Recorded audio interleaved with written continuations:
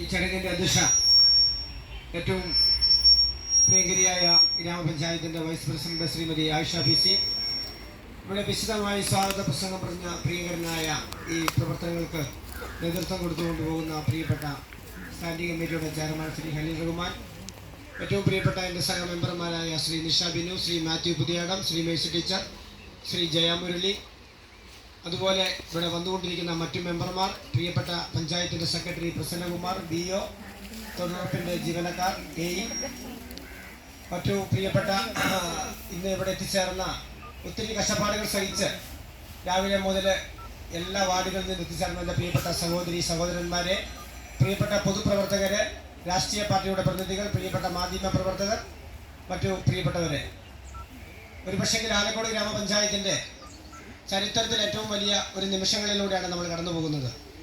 നമുക്കറിയാം, വൃത്തിയും വെടുപ്പുമുള്ള ഒരു രാജ്യം, ഒരു വീട്, ഒരു സമൂഹം, ഒരു ഗ്രാമപഞ്ചായത്ത് ഒക്കെ സൃഷ്ടിച്ചെടുക്കുക എന്നുള്ളത് ഈ കാലഘട്ടത്തിൽ അനിവാര്യമായ ഒരു പ്രവൃത്തിയാണ്.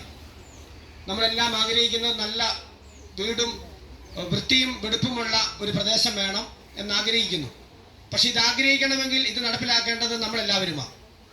നമ്മുടെ കൂട്ടായ പ്രവർത്തനം കൊണ്ടെങ്കിൽ ഇത്തരത്തിലുള്ള പ്രവർത്തനങ്ങൾ വിജയകരമായി നടത്താൻ വേണ്ടി സാധിക്കുകയുള്ളൂ. ഈ ഭരണസമിതി വന്നപാട് നിങ്ങൾക്കറിയാം, നമ്മുടെ പ്രധാനപ്പെട്ട ടൗണുകൾ 2021 അധികാരം ഏറ്റെടുക്കുമ്പോൾ